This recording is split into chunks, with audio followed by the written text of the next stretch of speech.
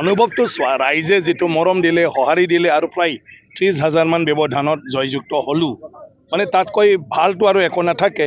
গতিকে মই ধন্যবাদ জ্ঞাপন কৰিছোঁ তামোলপুৰ ৰাইজক, যিসকলে মোক ইমান মৰম দিলে আৰু মোৰ হকে তেওঁলোকে চবে ভোটদান কৰিলে, আৰু যাৰ কাৰণে আজি মই বিপুল ভোটত জয় হ'বলৈ সক্ষম হ'লোঁ। আৰু আহি থকা দিনটোত কাম কৰাৰ সময়তো যাতে সদায় ৰাইজে একেলগে থাকে আৰু আমি তামোলপুৰ অঞ্চলৰ বিভিন্ন কামবিলাক চৰকাৰীভাৱে যিখিনি কৰিব লাগে সেইখিনি কামবিলাক যাতে আমি কৰিব পাৰোঁ একেলগে, তাৰ কাৰণে মই আহ্বান জনাইছোঁ। সমগ্ৰ অসমতে গেৰুৱাময় হৈ পৰিলে।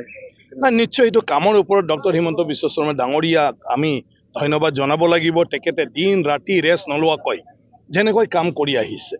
গতিকে আজিৰ দিনটোত ৰাজনীতিক ক্ষেত্ৰখনত তেনেকুৱা ব্যক্তি কাকো আজি দেখিবলৈ নাপায়। তো ৰাইজে তেখেতৰ ওপৰতে পূৰা আস্থা আছে, এইটো প্ৰতিফলিত হৈছে এই নিৰ্বাচনটোত।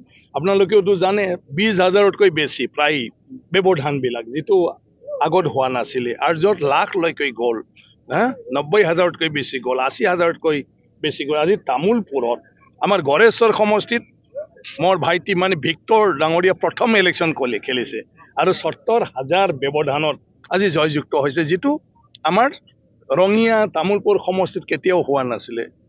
আৰু এতিয়া মোৰতো এতিয়া 30,000 মান ব্যৱধানত মানে ইয়াত জয় হৈছে, যিটো আগৰ ৰেকৰ্ডবিলাকত তেনেকুৱা হোৱা নাছিলে। গতিকে এই গোটেইটো মুখ্যমন্ত্ৰী ডক্টৰ হিমন্ত বিশ্ব শৰ্মা, তেখেতকে আমি ধন্যবাদ দিব লাগিব। আৰু তেখেতৰ নেতৃত্বক ৰাইজে বিচাৰিছে, আৰু তাৰ কাৰণে গোটেই অসমত নিৰ্বাচনৰ ৰিজাল্ট চব মানে আপুনি যি শব্দত কৈছিলে এনেকুৱা ধৰণৰ হৈছে। প্ৰতিদ্বন্দ্বিতা আচলতে তামোলপুৰত যথেষ্ট প্ৰতিদ্বন্দ্বিতা হ'ব বুলি কৈছে, কিন্তু ব্যৱধান যথেষ্ট হ'ল, কি ক'ব? নাই, সেইটোতো নিউজ লাইফৰ এক্সিট পলতে মানে কোৱা হৈছিলে, আৰু বাকী ছ'চিয়েল মিডিয়াত UPPLৰ মানে ফেভাৰৰ মানুহখিনিয়ে কৰিছিলে। বাকী ৰাইজৰ পৰা সদায় আমি এটা মানে এই আভাসটোৱে পাই আছিলোঁ যে বিপুল ভোটত আমাৰ মানে কি কয় জয় হ'ব, মানে BJP প্ৰাৰ্থী বা NDAৰ প্ৰাৰ্থীয়ে জয় হ'ব বা মই জয় হ'ব, এই কথাটো চবে কৈ আছে। সিদিনা নিউজ লাইভত এক্সিট পল ওলোৱাৰ পিছতো ৰাইজৰ ৰিয়েকশ্যনটো অলপ চাবলগীয়া আছিলে, কাৰণ প্ৰত্যেক জেগাতে হৈছে নাই, সেইটো কেতিয়াও হ'ব নোৱাৰে যে ইয়াত বিশ্বজিৎ দৈমাৰী জিকিবই, তেনেকুৱা আছিলে। গতিকে আজি কোনো তেনেকুৱা ধৰণৰ চেঞ্জ হোৱা নাই। যেনেকৈ তামোলপুৰ ৰাইজে, পাৰ্টীৰ কাৰ্যকৰ্তা বা যিসকলে ইলেকশ্যনটোত নামিছে, সকলোৱে যিটো এছেছমেণ্ট কৰি কৈছিলে আজি সেইটোৱেই হৈছে। এইটো আপোনাৰ অধ্যক্ষ আছিল, গতিকে মন্ত্ৰিত্ব বিচাৰিব। নাই, তাত বিচাৰৰ কথা নাই, নিয়মে নাই মানে আমাৰ BJPত মানে তেনেকুৱা বিচাৰা।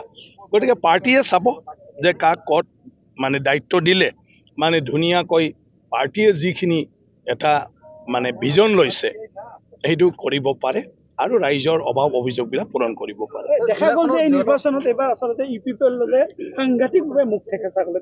তেওঁলোকে এটাও সমষ্টিত প্ৰতিদ্বন্দ্বিতা আহিবলৈ, কি ক'ব?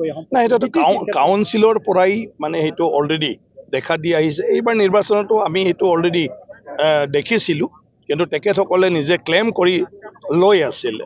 কিন্তু ইয়াৰ কাৰণবিলাক নিজে নিজে বিশ্লেষণ কৰিব লাগিব যে কিহৰ কাৰণে ৰাইজে আজি মানে UPPLক মানে নিবিচাৰে, UPPLক নাকচ কিয় কৰিলে। গতিকে বেলেগে কোৱাতকৈ মই ভাবোঁ UPPL দলে নিজে সেইটোৰ ওপৰত মানে বিশ্লেষণ কৰিলে ভাল। আপুনি জয় হ'ল তামোলপুৰ সমষ্টিত প্ৰথম কাম কি কৰিব?